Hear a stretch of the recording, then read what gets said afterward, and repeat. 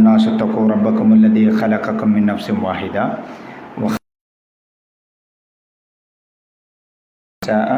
واتقوا الله الذي تساءلون به والأرحام إن الله كان عليكم رقيبا.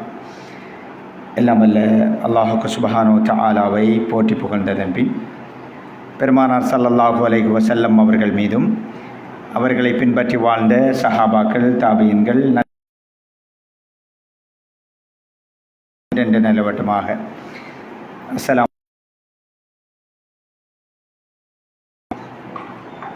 கண்ணியமிகு சகோதரர்களே சகோதரிகளே, அல்லாஹ்வுடைய பேருதவியினால் அவனுடைய மாளிகையில் எங்கள் மீது கடமையாக்கப்பட்ட தொழுகையை முடித்துவிட்டு அவனை பற்றி பேசுகிற ஒரு சபையில் நாங்கள் எல்லோரும் ஒன்று சேர்ந்திருக்கிறோம். கண்ணியத்துக்குரிய சகோதரர்களே, சிறந்ததொரு சமூகத்தை உருவாக்குவோம் என்கிற தலைப்பு தரப்பட்டிருக்கிறது. இந்த சபையிலே இந்த தலைப்புக்குள் நுழைவதற்கு முன்னாடி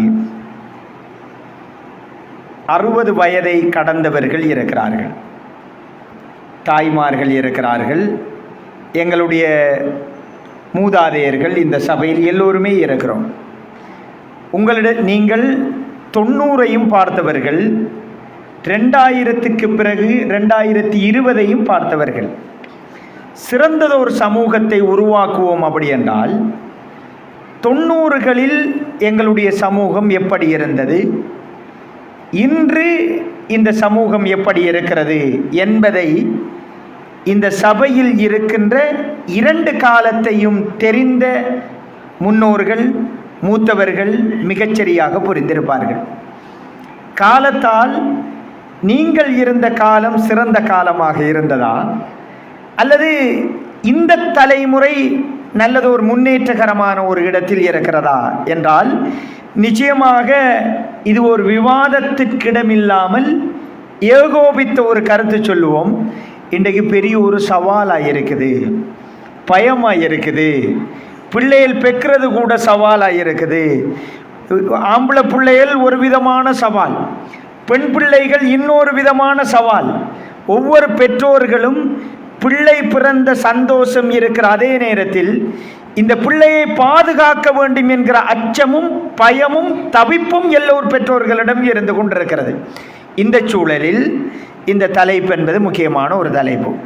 சகோதரர்களே, எங்களோட முன்னோர்கள் அவங்கள்ட்ட ஏசி இருக்கல்ல, எங்களோட முன்னோர்கள் நாங்கள் பாவிக்கிற மாதிரி தலையணை இருக்கல்ல, நாங்கள் பாவிக்கிற மாதிரி கட்டில் இருக்கல்ல, நாங்கள் ஓடுற மாதிரி வாகன வசதிகள் இருக்கல்ல, நாங்கள் உடுக்கிற மாதிரி விலை கூடின ஆடைகள் அவர்கள்ட்ட இருக்கல்ல, நாங்கள் பாவிக்கிற ஃபோன் வசதிகள் இருக்கல்ல.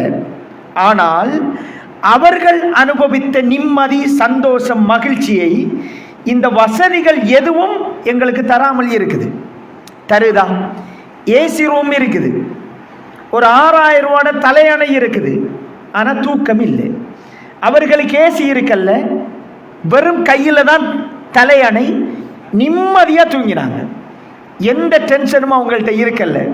கண்ணியமிகு சகோதரர்களே, நாங்கள் ஒரு ஒப்பீடு செய்ய வேண்டிய ஒரு கட்டாயம் இருக்குது. குறிப்பாக இலங்கையில் நாங்கள் எப்படி வாழ்கிறோம், ஒரு சிறுபான்மை சமூகம். நாங்கள் ஒரு எண்ணிக்கை அடிப்படையில் 3ஆம் நிலையில் இருக்கிற ஒரு சமூகம், சிறுபான்மை சமூகம். ஆனால் உலகத்திலே மிக கட்டுக்கோப்பாக வாழ்ந்த சமூகங்களில் இலங்கை முஸ்லீம்களில் முக்கியமான ஒரு இடத்தை வகிக்கிறாங்க. அது தெரியுமா? 1948களில் என் நினைவு சரியாக இருக்குமாக இருந்தால் மக்கா மதீனாவில் பெரியோர் பஞ்சம் ஏற்படுது. இன்றைக்கு அது பெரியோர் நாடு, சவுதி அரேபியா பெரியோர் நாடு. ஆனால் அந்த நேரம் கடுமையான பஞ்சமான ஒரு சூழல்.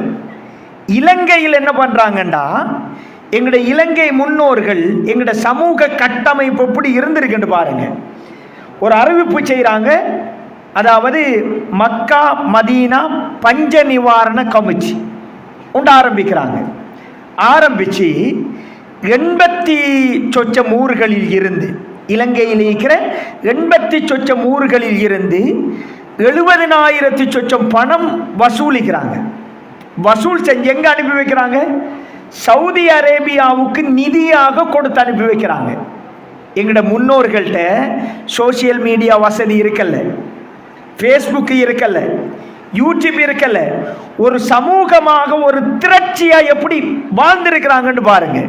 இன்றைக்கு ஒரு காசாவுக்கு கூட ஒரு நிதியை முறையாக சேகரிக்க முடியாத ஒரு சூழல்ல இருக்கிறோம். இந்த சமூகத்திற்கு யார் தலைமை கொடுக்கிறது? அரசியல்வாதிகளா, புத்திஜீவிகளா, மார்க்க அறிஞர்களா, அல்லது யூடியூப் பாவனையாளர்களா, சமூக வலைத்தள பாவனையாளர்களா? யார் இந்த சமூகத்தை இயக்குவது என்கிற மிகப்பெரிய ஒரு கேள்வி இந்த சமூகத்திற்கு முன்னாடி இருக்குது. 40களில் ஒரு கண்ணியமாக இருந்திருக்கிறாங்க. முஸ்லிம் என்றாலே இலங்கையில் ஒரு மதிக்கக்கூடிய ஒரு சூழல் இருந்திருக்குது. முஸ்லிம் அப்படி என்றால் பெரியோர் மதிப்பு இருந்துச்சு. அந்த முஸ்லீம்களா எங்கட முன்னோர்கள், அந்த ரத்தம் தான் நாங்கள். உதாரணமாக நிறைய விடயங்கள் பேச வேண்டியிருக்குது. அதாவது ஒரு அல்லாஹ் குர்ஆன்ல சொல்றான், ஒமா அசாபக்கும் மின் முசீபா ஃபபிமா கஸபத் ஐதீக்கும். உங்களுக்கு ஏதாவது சங்கடங்கள், கஷ்டங்கள், சோதனைகள் வருவதெல்லாம் நீங்க உங்களோட கரத்தால் சம்பாதித்து கொண்டவைகள் தான். இன்றைக்கு பிள்ளை வளர்ப்பு ஒரு சவால், கணவன் மனைவி உறவு ஒரு சவால், பக்கத்து வீடு உரையாடல் ஒரு சவால், பெண் பிள்ளைகளை பாதுகாத்தல் ஒரு சவால், போதை இல்லாத ஒரு சமூகம் ஒரு சவால், நாகரிகமான ஒரு சமூகம் ஒரு சவால், எல்லாம் பெரிய ஒரு சவால். ஹலாலான சம்பாத்தியம் ஒரு சவால் மாறி இருக்குது. எங்களோட முன்னோர்கள் எப்படி இருந்திருக்கிறாங்க? இலங்கை, சவுதியை பத்தி பேசல, கத்தாரை பத்தி பேசல, ஈஜிப்டை பத்தி பேசல, இலங்கையில எப்படி இருந்திருக்கிறாங்கன்னு பாருங்க. அதாவது இலங்கையில் மியூசியம்,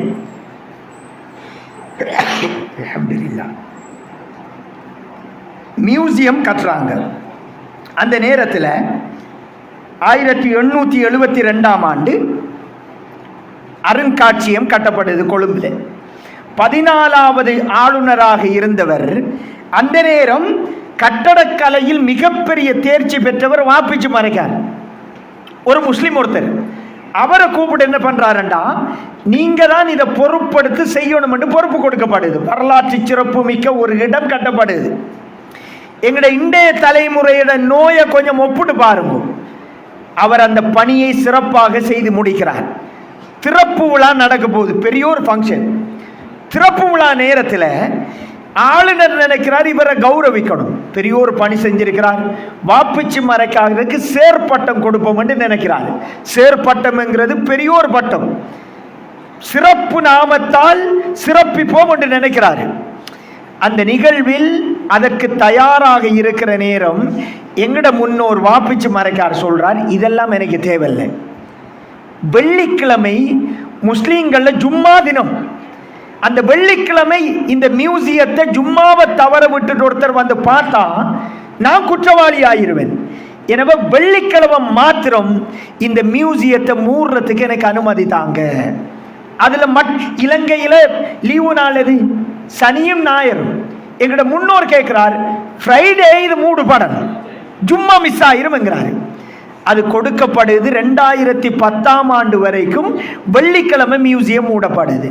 சகோதரர்களே, எங்கட முன்னோர்கள் இந்த நாட்டில் இப்படி வாழ்ந்ததால்தான் ஒரு நல்லது ஒரு சமூகத்தை உருவாக்க முடிஞ்சுது. இன்றைக்கு என்னண்டா, மையத்தூட்டில் நாங்கள் மையத்தாக இருக்கணும்னு நினைக்கிறோம்.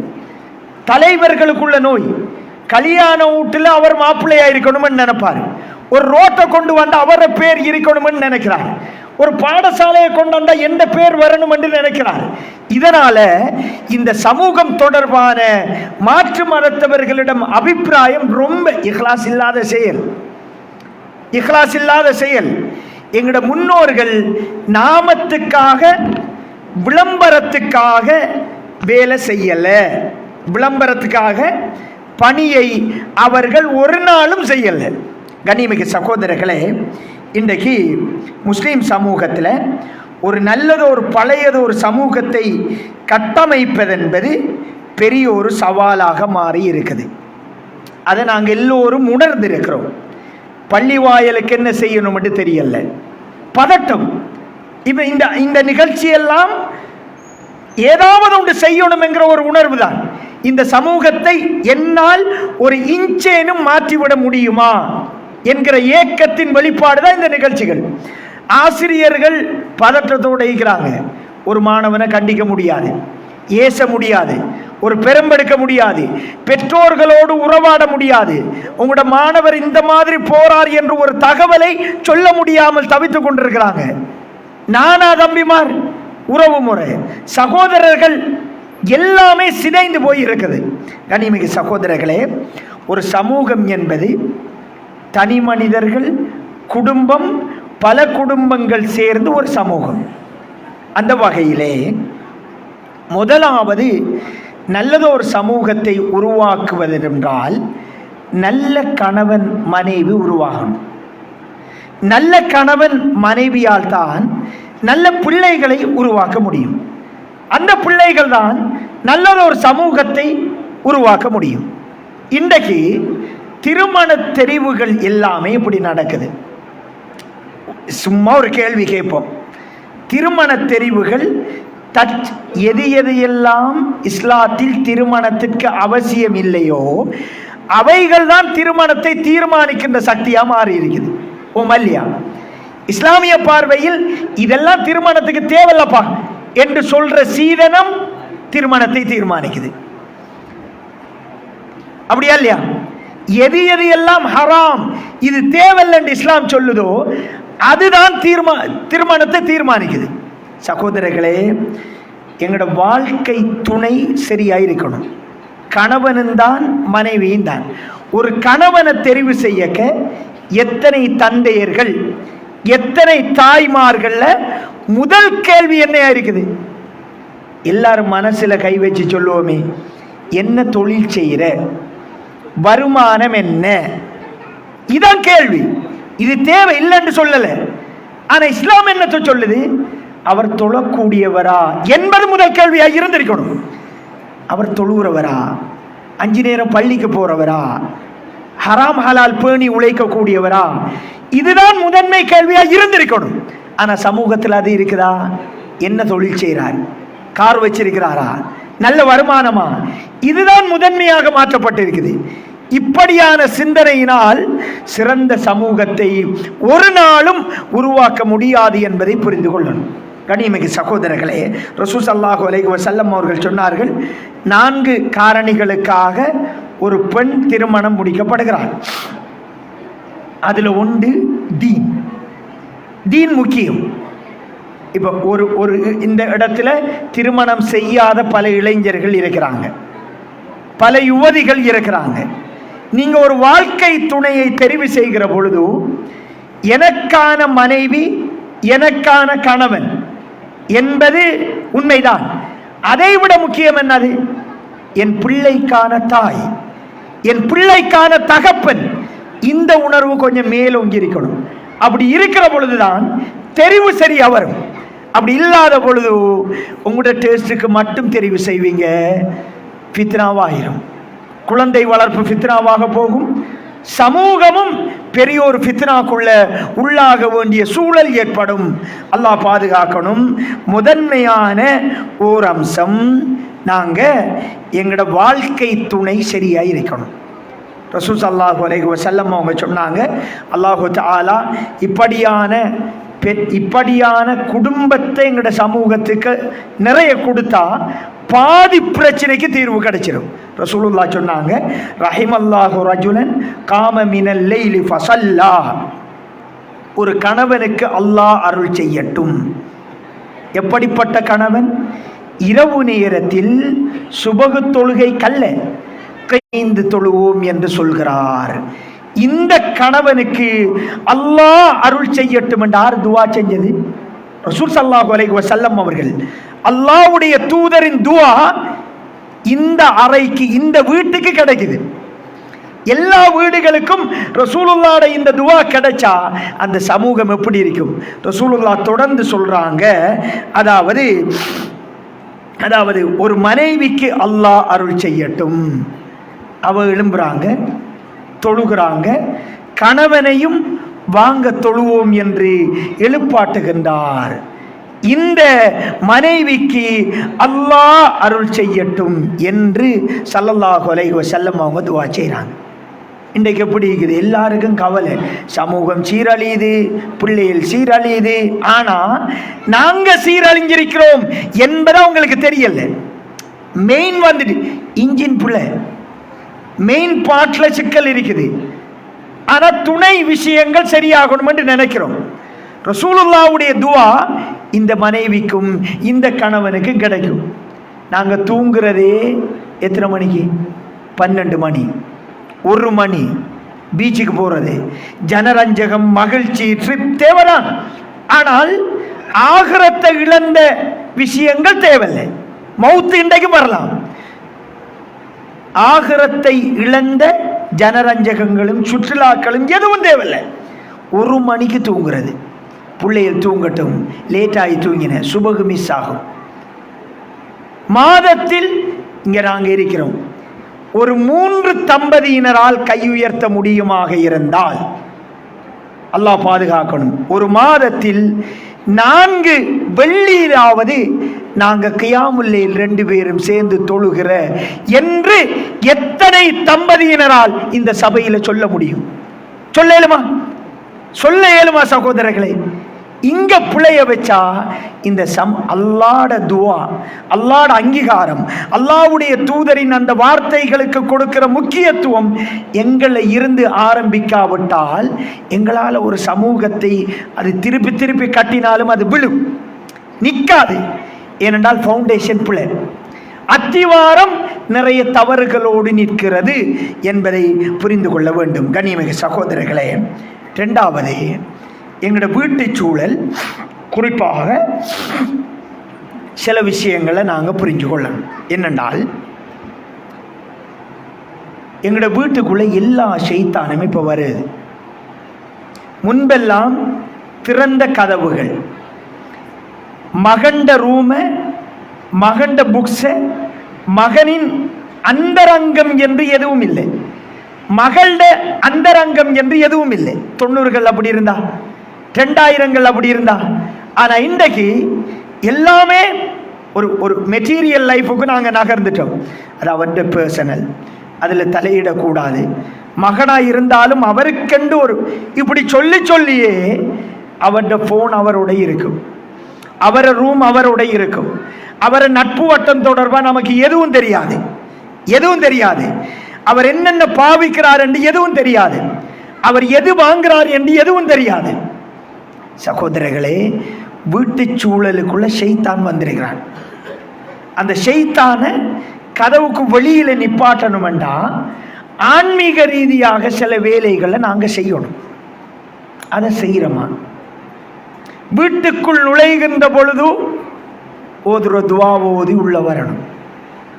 ரசூல் ஸல்லல்லாஹு அலைஹி வஸல்லம் அவர்கள் சொன்னாங்க, திக்ர்கள் ஓதப்படாத வீட்டுக்கும் ஓதப்படுகின்ற வீட்டுக்கும் இடையிலே உள்ள உதாரணம் மிஸ்லுல் ஹய்ய் வல் மையித், உயிரோடு இருப்பவர் மௌத்தானவருக்கு சமாந்திரமானது. உதாரணம் ரசூலுல்லாஹ் சொன்னாங்க. திக்ர்கள் செய்யப்படலை, சும்மா இருக்குது வீடு. காலையில் எழும்பினா ஃபோனை தான் ஒன்று பண்ணுறது, மியூசிக் கொண்டு போகும். இப்போ என்னென்றால் பிள்ளைகளுக்கு ஊட்டி விடுறது என்னது? ஒரு வணக்கம். ரசூலுல்லாஹ் சொன்னாங்க, உங்களோட மனைவிக்கு ஒரு கவல உணவை ஊட்டி விடுவதும் தர்மம் என்றாங்க. அப்படி என்றா பிள்ளைகளுக்கு ஊட்டி விடுறது இபாதத், தர்மம். உடுத்து விடுறது தர்மம், குளிப்பாற்றுறது தர்மம், இபாதத். எத்தனை வீடுகளில் இந்த வணக்கம் மியூசிக் இல்லாமல் நடக்குது? பிள்ளைகளுக்கு சாப்பாடு கொடுக்க ஒரு பாட்டு, குளிப்பாட்டக்க இன்னொரு பாட்டு, தூங்க வைக்க இன்னொரு பாட்டு. இபாதத்துக்களே மியூசிக்கோட நடக்குது. ஆனால் சமூகம் மாறணும்னு நாங்கள் கவலைப்படுறோம், சமூகம் முன்னேறணும் என்று நாங்கள் கவலைப்படுறோம்.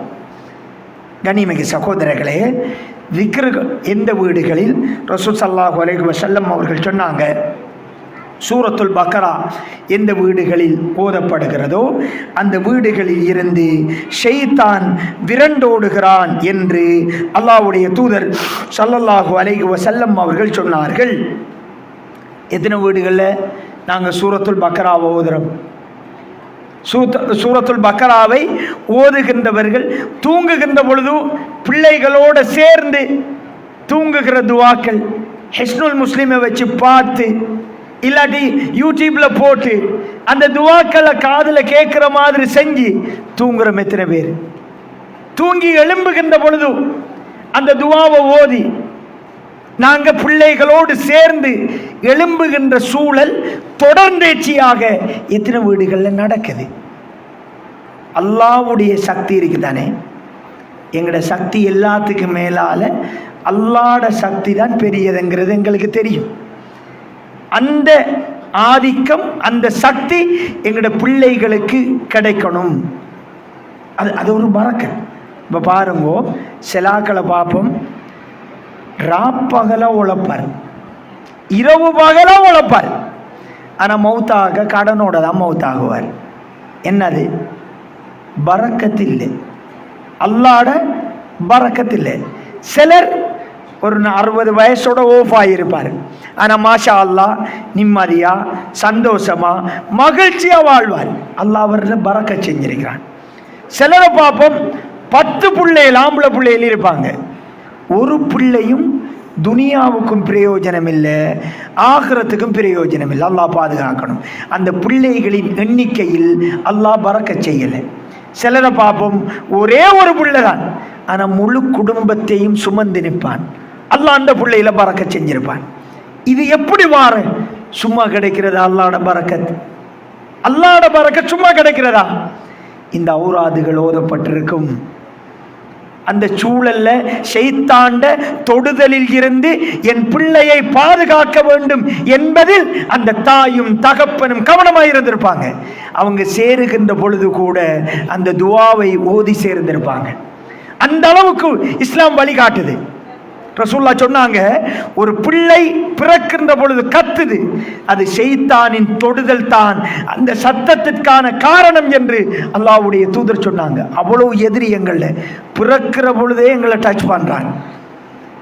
அவன்ல இருந்து பாதுகாப்பு, நல்ல தலைமுறைகளை உருவாக்குவது, அவன் சவாலில் இருந்து பிள்ளைகளை விடுவிக்கணும். அதுக்கு யார் முயற்சி செய்யணும்?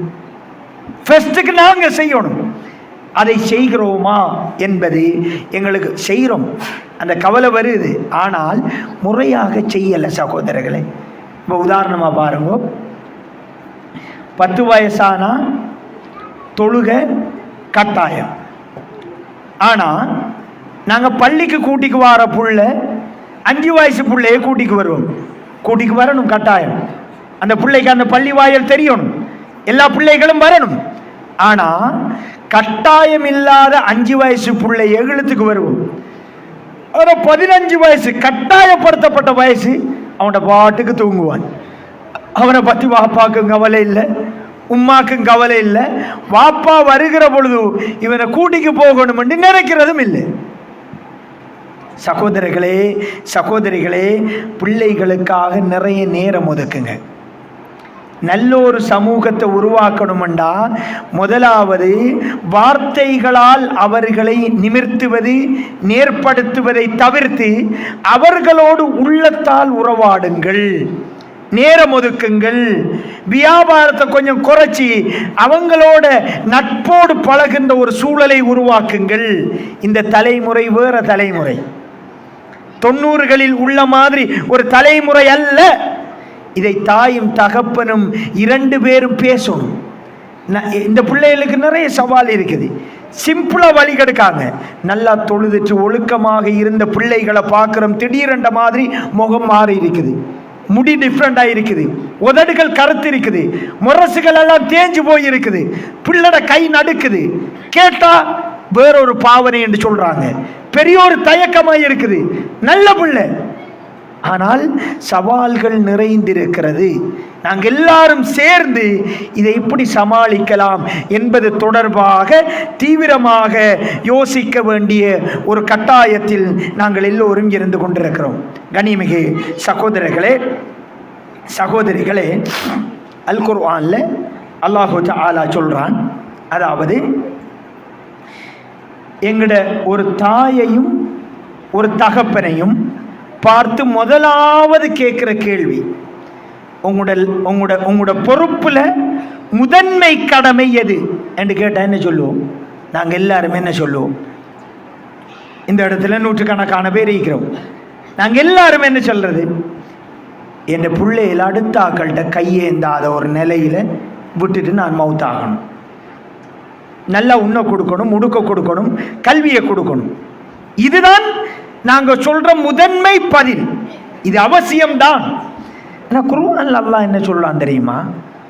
ஒரு சமூகத்தின் உயர்வுக்கு அடிப்படை தான் குர்ஆன்ல அல்லாஹ் சொல்றான்.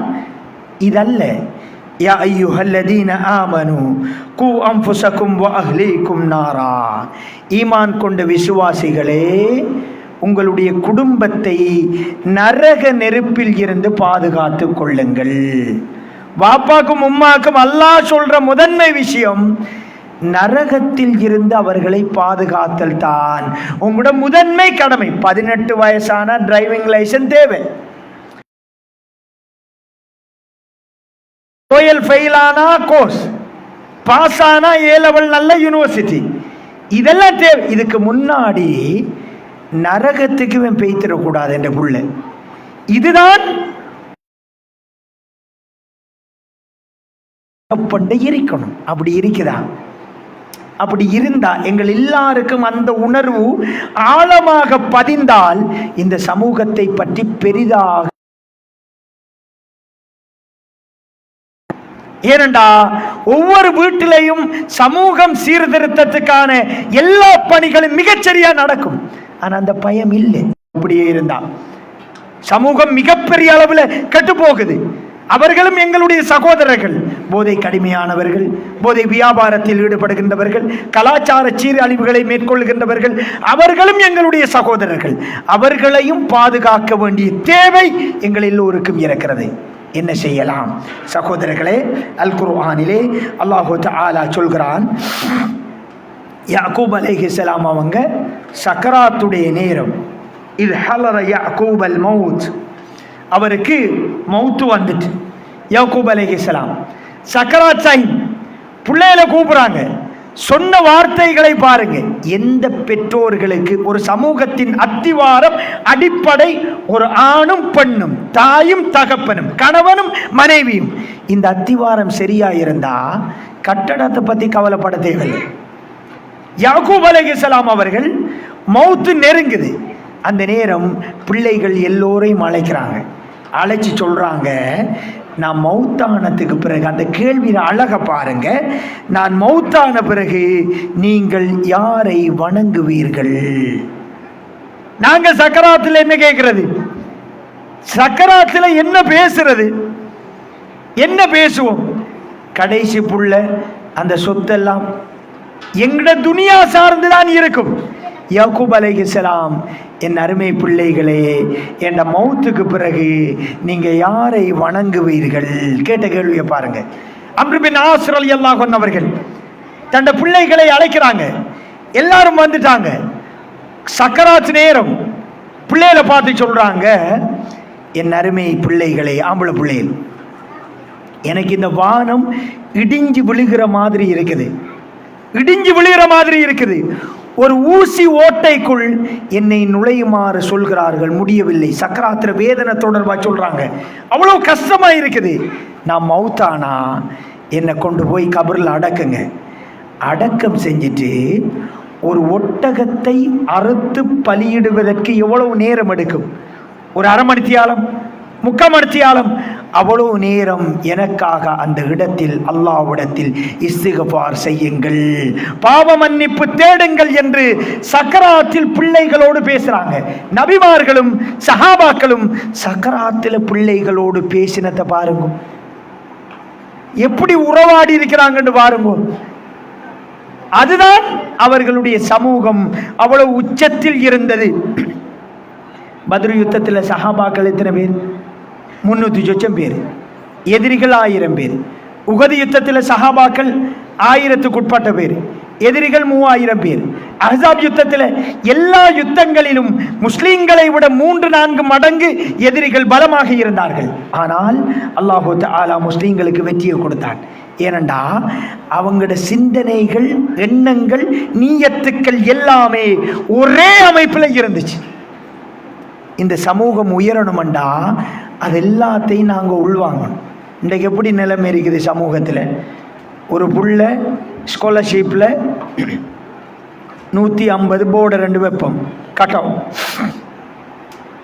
180 மார்க்ஸ் எடுக்குது, பெரிய மார்க்ஸ் மாஷா அல்லாஹ். ஆனால் பக்கத்து வீட்டு புள்ள 181 எடுத்தா இந்த பெற்றோருக்கு சந்தோஷம் வாரதே இல்லை. அந்த ஒன்று மிஸ் ஆகிட்டேனே. இதான் எங்கட சமூகத்தில் நிலைமை, ஓமா இல்லையா? இதான் சமூகத்தில் நிலைமை. இந்த மனோநிலைகள், குறுகிய எண்ணங்கள், சிதைந்த உள்ளங்களினால் சீரான சமூகத்தை உருவாக்கவே முடியாது, உருவாக்கவே முடியாது. சகோதரர்களே, எங்களோட முன்னோர்கள் சேர்ப்பட்டம் தேடி வருது, இது தேவையில் எடுத்துட்டு போ என்று சொன்னவங்க இலங்கையில். இந்த சமூகம் மீண்டும் மீண்டும் மூசா அலைஹிஸ்ஸலாம் ஹாரூன் அலைஹிஸ்ஸலாத்தோடு ஒப்பிடுகிற பொழுது யார் பெரியாள்? மூசா அலைஹிஸ்ஸலாம் வேதம் கொடுக்கப்பட்டவர், வேதம் கொடுக்கப்பட்டவர். ஃபிர்அவுன்ட்ட போய் தஅவா செய்யுங்க என்பது அல்லாஹ்வுடைய கட்டளை. ஃபிர்அவுன்ட்ட போய் சொல்லுங்கன்னு சொல்லி மூசா அலைஹிஸ்ஸலாம் சொல்றாங்க, வ அஹி ஹாரூன் ஹுவ அஃப்ஸஹு மின்னி லிசானா, என்ற சகோதரர் ஹாரூன் என்னை விட நாவன்மை மிக்கவர். வரலாற்று சிறப்பு மிக்க ஒரு நிகழ்வு நடக்க போகுது, தஅவத் நீங்க செய்யணும். ஆனால் மூசா அலைஹிஸ்ஸலாம் சொல்றாங்க, என்னை விட அவர் டேலண்ட் ஆனால் அவரும் இந்த நிகழ்வுக்கு வந்தால் இன்னும் நல்லா இருக்கும். அந்த சமூகம் எப்படி இருந்திருக்கும்? இந்த சமூகம் எப்படி இருக்குது? யாரை வெட்டலாம், இவர் வந்தா சரி வராது, அவர் வந்தா சரி வராது, இவருக்கு குழி தோன்றது, அவருக்கு வெற்றது. இந்த மனோநிலைகளினால் ஒரு சமூகத்தை உருவாக்கவே முடியும். பாடசாலையில் அந்த நிலைமை, பள்ளி வாயெல்லாம் அந்த நிலைமை. அவன் மாஷா அல்லாஹ் நல்லா செய்கிறான், நாங்கள் எல்லோரும் சேர்ந்து சப்போர்ட் பண்ணணும் என்ற மனோநிலை இல்லை. பாடசாலையில் அந்த நிலைமை, கட்சிகளில் இவர் வந்தா அவர் தான் பெருசா தெரிவார், இந்த நிலைமை. இது ஒரு முசீபத், இது மிகப்பெரிய ஒரு பீடை இந்த சமூகத்திற்கு வந்திருக்கிற. கனிமிகு சகோதரர்களே, இது எல்லாமே களையப்படணும். எங்களோட பிள்ளைகள் தொடர்பா இப்போ உதாரணமா ஒரு சின்ன ஒரு கேள்வி. நாங்கள் 10 வயசுல எங்கள் மீது தொழுகை கடமையாக்கப்படுது. அப்போ ஒரு நாளைக்கு ஒருத்தர் 60 வயசுல மௌத்தாகிறாருன்னு வைங்க. அப்போ எத்தனை வருடங்கள் அவர் தொழ போறார்? 50 வருஷம் தொழ போகிறார். 50 வருஷம்னு சொல்லி சொன்னால் ஒரு நாளைக்கு 17 ரகாத்துக்கள், பர்லான ரகாத்துக்கள் மாத்திரம். 17 விடுத்தங்கள் சூரத்துல் ஃபாத்திஹாவை அவர் ஓதுறதுக்குரிய சான்ஸ் கிடைக்குது. 365 நாள்.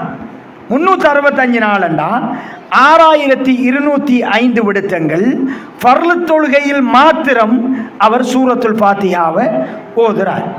50 வருஷம் ஒருத்தர் தொழுகிறாருன்னு வைங்க. தொழுதா 3,10,250 விடுத்தங்கள் சூரத்துல் ஃபாத்திஹாவை மட்டும் ஓதுறார்.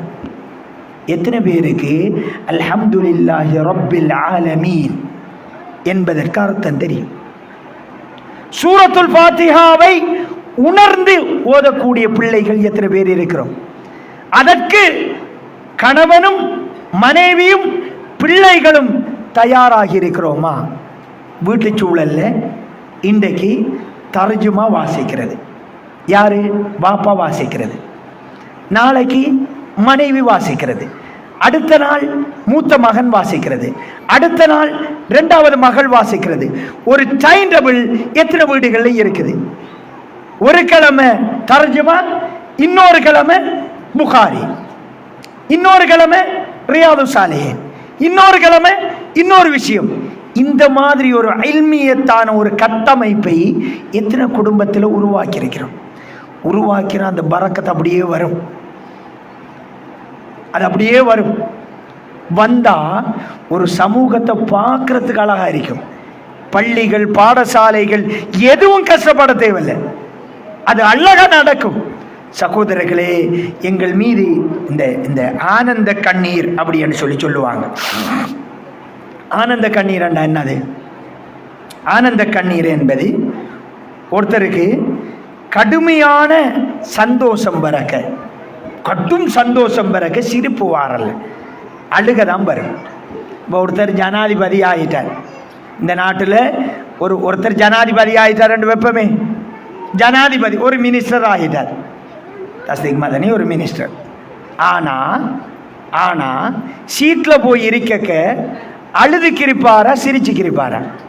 எல்லாருக்கும் முன்னாலே அல்லாஹ்வை சுக்ரு செஞ்சாலும் ஒரு சிரிப்பு வரும். ஒருத்தர் ஒரு 3 கோடிக்கு ஒரு வாகனம் வாங்குறார், கஷ்டப்பட்டு உழைச்சி ஹலால உழைச்சி குடும்பத்தெல்லாம் மேத்திக்கு ஒரு ட்ரிப் கொண்டு போவார், சிரிச்சுக்கு அழகாக போவார். வெளிநாட்டில் 15 வருஷமாக இருந்து கஷ்டப்பட்டு ஒரு வீட்டை கட்டிருப்போம், செங்கல்ல சேர்த்து அதை வீடு கட்டுற பெரிய ஒரு கஷ்டம். கஷ்டப்பட்டு வீட்டை கட்டிட்டு ஒரு சாப்பாடு குடும்பத்தை கூப்பிட்டு எல்லாரையும் சிரித்து வரவேற்று மகிழ்வோம். எதற்கும் அழாமல் இந்த கட்டங்களிலெல்லாம் சிரித்து வரவேற்ற ஒரு தகப்பன், ஒரு தாய், ஒரு புள்ளட விஷயம் என்று வந்தான். புள்ள குர்ஆனை முழுவதும் மனனம் செய்து விட்டான் என்று பள்ளியில் அறிவிப்பு செஞ்சு முன்னுக்கு கூப்பிடக்க அழாத தகப்பன் ஒரு மூலையில் நின்று தேம்பி அழுது கொண்டே இருப்பான். ஏன்? அல்லாஹ் உலகத்திலேயும் தான் ஆகிரத்திலேயும் தான் உச்சமான சந்தோஷத்தை பிள்ளையில தான் வச்சிருக்கிறான். அதான் ஆனந்த கண்ணீர். அல்லாஹ் அந்த கண்ணீரை நமக்கு தரணும். இறுக்கமான தகப்பன், கண்டிப்பு. ஆனால் சுபகு தொழுகைக்கு ஒரு கிழமை வெளியே எழும்புவார், டைமுக்கு எழும்பக்க மகன்ட ரூமை எட்டி பார்ப்பார், மகன் சுஜூதில் இருப்பான். அவருக்கு அந்த சந்தோஷம் ஒன்று வந்தால் வைஃபு கிட்ட அதை சொல்லக்க கண்ணால் தண்ணி மாலையாக வரும். நான் எழும்பினன், என்ற புள்ள சுஜூதில் இருந்தான்னு சொல்லி. நீங்கள் உலகத்தில் காண்கின்ற உச்சமான மகிழ்ச்சி என்ன தெரியுமா? நீங்கள் உயிர் வாழக்க, நீங்கள் பள்ளிக்கு வரக்க முன்சாப்பில் உங்களுக்கு முன்னாடி உங்களோட பிள்ளை நிற்கானண்டா, இந்த உலகத்தில் உங்கள் பிள்ளையை ஒரு வைத்தியராக காண்பதை விட, ஒரு தொழிலதிபராக காண்பவரை விட, ஒரு பிரின்சிபலாக காண்பதை விட மிகப்பெரிய ஒரு முஃமின் காண்கின்ற மிகப்பெரிய சந்தோஷமான காட்சி என்னண்டா, நீங்கள் பள்ளிக்கு வரக்க உங்களோட பிள்ளை முன்னாடி பள்ளியில் நிற்கிறது. நீங்க உயிர் வாழக்க கையேந்தி ரப்பி ரஹமுஹுமா கமா ரப்பயானி சகீரா உங்களுக்காக துவா செய்கிறானண்டா, அதை விட சந்தோஷமான காட்சி எதுவும் இல்லை. அல்லாஹு தஆலா உச்சமான சந்தோஷத்தை எல்லாமே பிள்ளைகளை தான் வச்சிருக்கிறான். கண்ணியமிகு சகோதரர்களே, எனவே நாங்கள் எல்லாரும் சேர்ந்து, குறிப்பாக கணவன் மனைவி சேர்ந்து இந்த சமூகத்தை கட்டமைப்பதற்கு எங்களோட நல்ல ப்ராடக்டை வெளியே ரெடி பண்ணணும். ரசூல் ஸல்லல்லாஹு அலைஹி வஸல்லம் அவங்களுடைய உயிர் கொழுந்து யார்? ஃபாத்திமா நாயி. அல்லாஹ்வுடைய தூதர் அவ்வளோ அன்பு வச்சுருந்தாங்க. ரசூல் ஸல்லல்லாஹு அலைஹி வஸல்லம் அவர்களுடைய எல்லா பிள்ளைகளும் அவர் உயிர் வாழ்கின்ற பொழுது மௌத்தாகிறாங்க, ஃபாத்திமா நாயை தவிர. ஃபாத்திமா நாய் ஒரு நாள் வேலை செஞ்சு கையெல்லாம் காயம் பொக்களிச்சிருக்குது. இப்போ அலி ரலியல்லாஹு அன்ஹு அவங்க பார்க்குறாங்க. அலி ரலியல்லாஹு அன்ஹு அவங்களோட உம்மாட பேரும் ஃபாத்திமா, வைஃப்ட பேரும் ஃபாத்திமா. அப்போ பார்த்தா இந்த ரசூலுல்லாஹ்வுடைய வாழ்க்கை தோழர்கள் கிட்டத்தட்ட இருந்திருக்கிறாங்க. அப்துல்லா என்ற பேரில் மட்டும் 220 நபி தோழர்கள் இருந்திருக்கிறாங்க. ஃபாத்திமா நாய்க்கும் கிடைக்கணும். ஏன்னா அலி ரலியல்லாஹு அன்ஹு அவர்கள் யுத்தத்தில் பங்கெடுக்கக்கூடியவர், வேகமாக நிற்கக்கூடியவர், அவங்களோட ஹக்கு தான் அது. போய் கேட்குறாங்க. போனால் அல்லாஹ்வுடைய தூதர் வீட்டில் இல்லை. மனைவி ஆயிஷா நாயிட்டு இப்படி விஷயத்தை சொல்லிட்டு வந்துட்டாங்க. ரசூலுல்லாஹி ஸல்லல்லாஹு அலைஹி வஸல்லம் அவர்கள் இரவு நேரம் இஷாவுடைய முடிவு தொழுகை முடிச்சுட்டு வீட்டை வர்றாங்க.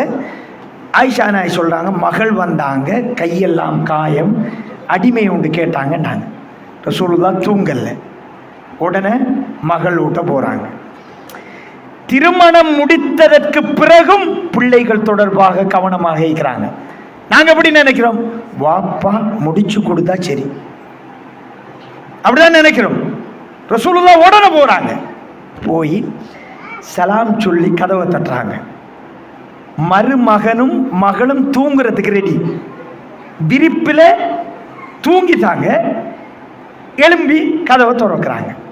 ரசூல் ஸல்லல்லாஹு அலைஹி வஸல்லம் அவர்கள் 2 பேருக்கு நடுவில் போய் உட்காராங்க. அந்த மாமனார் மகள் மருமகன் உறவு எப்படி இருந்திருக்கும்? பெட்டில் விரிப்பில் நடுவில் போய் இருக்கிறாங்க.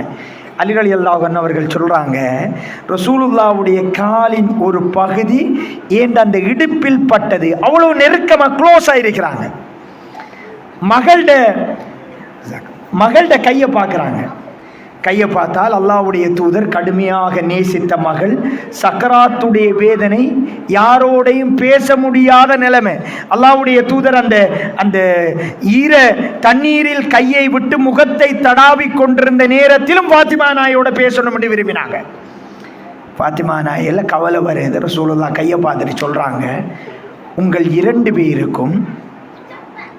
2 பேருக்கும் அடிமையை விட சிறந்த ஒன்றை கற்றுத்தரட்டுமான்னு கேட்குறாங்க.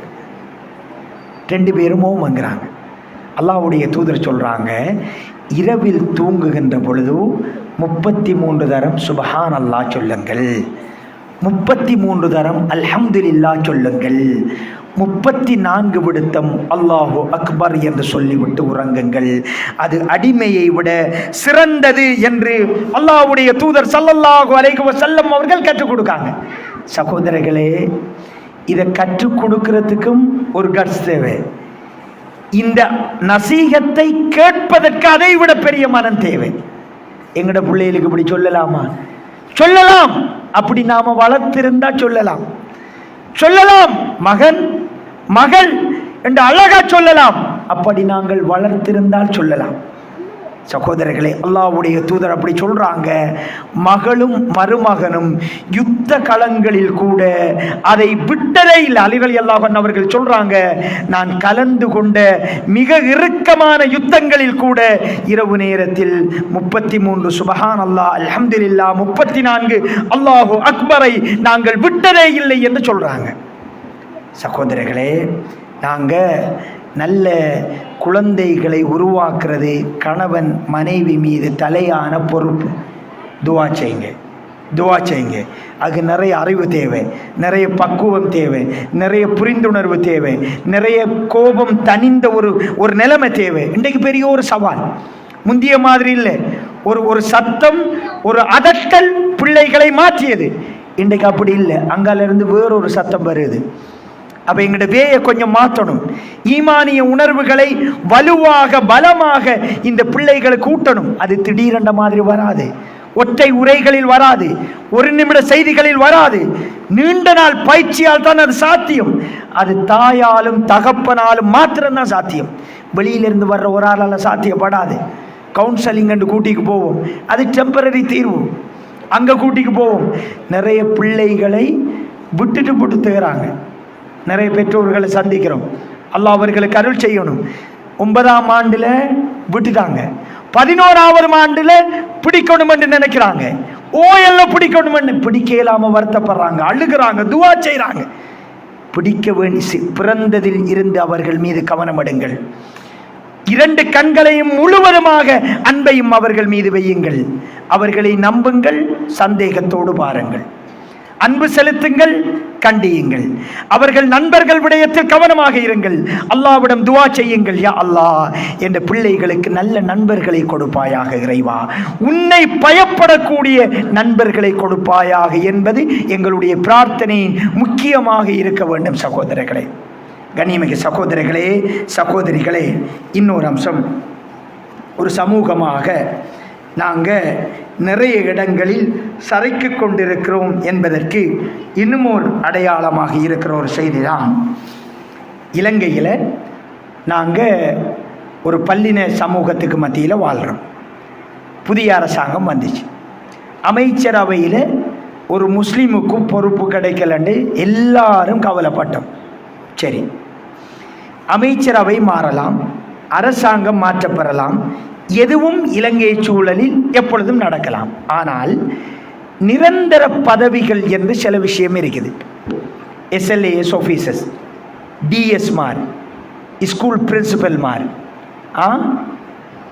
கல்வி அதிகாரிகள், மினிஸ்ட்ரி செக்ரட்டரிமார், இதில் எங்கட வகிபாகம் முக்கியமானது.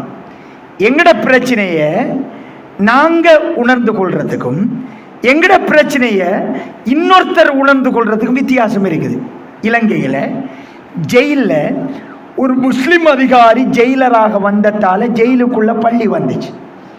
தொழுகை தேவை, பள்ளி தேவை கொண்டு வந்தார். ஏர்போர்ட்டில் இப்போ விமான நிலையத்தில் தொழக்கூடிய நிலைமை இருக்குது. ஒரு முஸ்லீம் உயர் அதிகாரி அந்த இடத்துல வந்ததால் அந்த தேவை உணரப்படுது. எங்கட தேவையை நாங்கள் உணர்றதுக்கும் அடுத்தவங்க உணர்றதுக்கும் வித்தியாசம் இருக்குது. ஆனால் இந்த சமூகத்திற்கு பெரிய ஒரு சவால், ஒரு எச்சரிக்கை சமிச்சை விடப்பட்டிருக்குது. என்ன தெரியுமா? இலங்கையில் அண்மையில் கிழக்கு மாகாணத்தில் கிட்டத்தட்ட 10 SLAS ஆஃபீஸர்ஸ் ஓய்வு நிலைக்கு போனாங்க. டிஎஸ்ஐ இருந்தவங்க, மினிஸ்ட்ரி செக்ரட்டரியாக இருந்தவங்க, உயர் பதவிகளில் இருந்தவங்க ஓய்வு நிலைக்கு போனாங்க. அவர்களின் இடைவெளியை நிரப்புவதற்கு முஸ்லிம் அதிகாரிகள் யாரும் இல்லை, பற்றாக்குறை. இது தொடர்ந்தால் ஒரு 15 வருடத்தில் கல்முனைக்கு ஒரு முஸ்லிம் டிஎஸ் இல்லாத நிலைமை வரும், அட்டாளச்சேனைக்கு ஒரு முஸ்லிம் டிஎஸ் இல்லாத நிலைமை வரும், அக்கரப்பத்துக்கு ஒரு முஸ்லிம் டிஎஸ் இல்லாத நிலைமை வரும், இங்க உள்ள தேசிய பாடசாலைக்கு ஒரு முஸ்லிம் அதிபர் இல்லாத நிலைமை வரும். ஒரு சமூகமாக நாங்கள் யோசிக்கணும். கெட்டிக்காரமானவர் எங்கள் இல்லையா இருக்காங்க. நாங்கள் எல்லாரும் என்னண்டா மெட்டீரியல் லைஃப், இவன் சம்பா ஏடிஎம் மெஷின் மாதிரி பிள்ளைகளை உருவாக்கணும்னு நினைக்கிறோம். எல்லாருக்கும் டாக்டர் ஆக்கணும், எல்லாருக்கும் கியூஎஸ்எம் முடிச்சு அங்கே ஒரு 40 லட்சம் சம்பளம் எடுக்கணும், எல்லாருக்கும் தொழில நல்ல விஷயம், பொருளாதாரம் முக்கியம், அதுவும் ஒரு கல்வி அவசியமானது. ஆனால் இந்த சமூகத்திற்கென்று சிலரை தயார்படுத்தணும். எங்களோட முன்னோர்கள் அப்படி யோசிச்சிருக்கிறாங்க. வெளிப்படையாக சில விஷயம் பேச முடியாது. பள்ளி வாயில் யோசிக்கிறான், பாடசாலையில் யோசிக்கிறாங்களா? பயோ செய்கிறார் ஒருத்தர், கிடைக்கல, அவர் மிக ஓலை எடுத்த மாணவர், அவரை தயார்படுத்தி இந்த இடத்திற்கு இவர் தயார்படுத்துகின்றோம் என்று ஒரு பள்ளி வாயில் யோசிக்கிறார். ஒரு பெற்றோர், என்ற பிள்ளையை இந்த சமூகத்துக்காக நான் தியாகம் செய்யணும், இந்த இடத்துக்கு அவன் போகணும், இந்த உம்மத்தை தாங்கி நிற்கணும், எங்கள் உம்மத்துக்கு எதிரான சதித்திட்டங்கள் நடக்கின்ற பொழுது இவன் குரல் அந்த இடத்தில் ஒலிக்கணும் என்று யோசிக்கிறோமா? இலங்கையில் தேசிய கொடி வந்துட்டு உருவாக்கப்படுது, சுதந்திர இலங்கையின் தேசிய கொடி. அதில் ஒரு நடராசா என்கிற ஒருத்தர் இருக்கிறார், ஒரே ஒரு தமிழர் அதில் இடம் கொடுக்கப்படுது. அவர் அந்த ஏற்பாட்டு குழுவில் ஒருத்தராக இருக்கிறார். வாழேந்திய சிங்கம் தான் இலங்கையின் இறைமையை குறிக்கக்கூடிய அடையாளம். எங்களுக்கும் ஒரு பச்சை இருக்குது, தமிழர்களை அடையாளப்படுத்துகிற ஒரு நிறமும் இருக்குது. அது அந்த வாழேந்திய சிங்கத்துக்குள்ளே இல்லை, வெளியில தான் அது வருது. அப்ப இவர் சொல்றார் என்னென்றால், இதுல எனக்கு உடன்பாடு இல்லை, இலங்கையின் இறைமை வாழேந்திய சிங்கம், அந்த 2 கலரும் இந்த பெட்டிக்குள்ள வரணும், வாழேந்திய சிங்கத்தில் அடையாளப்படுத்தணும், நாங்க இந்த நாட்டை சேர்ந்தவர்கள் என்கிற கருத்தை பதிவு செய்கிறார். அவரை கருத்து ஏற்றுக்கொள்ளப்படலை. அவர் சொல்றார், நான் இந்த சபையில் இருந்து வெளிநடப்பு செய்கிறேன், வரலாற்றில் எனக்கு இந்த கருத்தில் உடன்பாடு இல்லை என்பதை நீங்கள் பதிவு செய்யுங்கள், எங்களுக்கு உடன்பாடு இல்லை என்பதையாவது நீங்கள் பதிவு செய்யுங்கள் என்று அதிலிருந்து வெளியேறுகிறார். என்ன சொல்ல வாரேன்டா சகோதரர்களே, எங்களோட சமூகத்திற்கு பெரிய ஒரு எச்சரிக்கை சமிச்சை அடிக்கப்பட்டிருக்குது. எல்லாரும் கியூஎஸ், எல்லாரும் மற்ற கோர்சஸ், எல்லாரும் வெளிநாடு. இப்போ உள்ள தலைமுறைகள் உயர் படிப்புக்கு யாரும் தயாரில்லை. ஒரு MBBS டாக்டர் என்றாலும் வார ஒரு சீதனத்தை வாங்குற, முடிக்கிற, அதோட முடிஞ்சு ஒரு கன்சல்டன்ட் மேற்படிப்பு அதுவும் கிடையாது. இந்த சமூகம் மிக நேர்த்திய, உலகத்தில் சிறுபான்மை சமூகமாக வாழ்ந்த மக்களில் உலகத்தில் மிகச்சரியான கட்டமைப்போடு வாழ்ந்தவர்கள் இலங்கை முஸ்லீம்கள். அதில் எந்த மாற்று கருத்தும் இல்லை. அந்த சமூகமா இந்த சமூகம் என்று யோசிக்க வைக்கிறது எங்களுடைய அண்மை கால செயற்பாடுகள். எனவே கண்ணியமிகு சகோதரர்களே, நாங்கள் எல்லாரும் சேர்ந்து கூட்டாக யோசிப்போம், அடையாளப்படுத்துவோம். சில இளைஞர்கள் நோயோடு இருப்பாங்க, பிரச்சனைகளோடு இருப்பாங்க. அவர்களின் கௌரவங்கள் பாதுகாக்கப்படுகின்ற விதத்தில் முதன்மையாக ஒரு முயற்சியை எடுத்து பார்ப்போம். ஒரு குழுவை அமைப்போம், சந்திப்போம். இந்த ஊர், இந்த கிராமம், இது ஒரு முஸ்லிம் கிராமம். இதற்கு அதாவது கிராம கட்டமைப்பை பாதுகாத்தல் என்பது நகர கட்டமைப்பை பாதுகாப்பதை விட இலகு. அல்ஹம்துலில்லாஹ், எங்கட பகுதியை பொறுத்த வரைக்கும், இந்த பகுதியை பொறுத்த வரைக்கும் அந்த கட்டமைப்பு இன்றைக்கும் இருக்குது. அது போகல. என்ன செய்யலாம் என்று பலமாக யோசித்தால் நிச்சயமாக அழகான தீர்வுகள் நமக்கு கிடைக்கும். குறிப்பாக ஒரு தனி மனிதனை மாற்றுவதில் பெண்களுக்கு பெரிய ஒரு வகைபாகம் இருக்கிறது. ஆண்களை விட ஆண்களுக்கு இருக்குது. தாய்மார்களே, பெற்றோர்களே, உங்களுக்கு பெரிய ஒரு சக்தி அல்லாஹ் தந்திருக்கிறான். உங்களோட அழுகை, உங்களோட கவனம், உங்களோட பிரார்த்தனைகள் உங்களோட பிள்ளைகளில் முழுவதுமாய் இருக்கணும். இப்ராஹிம் அலைஹிஸ்ஸலாம் அவர்களோட மகன் இஸ்மாயில் அலைஹிஸ்ஸலாம், இஸ்மாயில் அலைஹிஸ்ஸலாம் அவர்களுக்கும் பாப்பாவுக்கும் தொடர்பு கொண்டு இருந்துச்சா? பெரிய ஒரு தொடர்பு இருக்கல, தூரமாக தான் இருந்தாங்க. ஆனால் பாப்பா மகனை பார்க்க போறாங்க. போய், மகனே உன்னை அறுக்க கண்டேன்.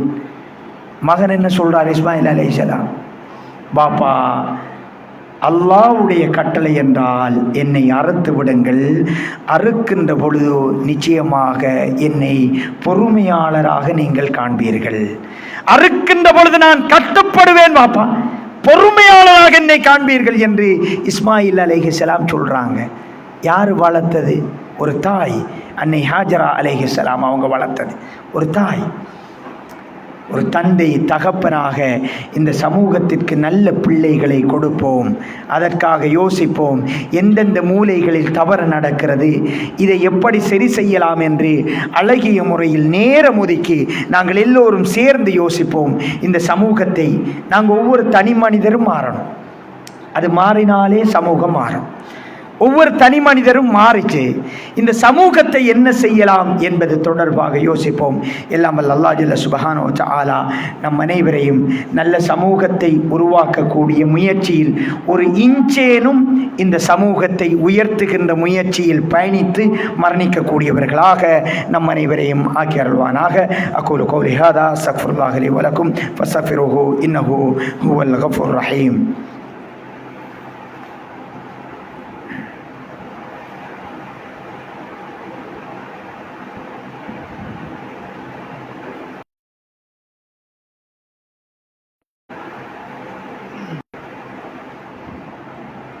அஸ்ஸலாமு அலைக்கும் வரஹ்மத்துல்லாஹி வபரகாத்துஹு.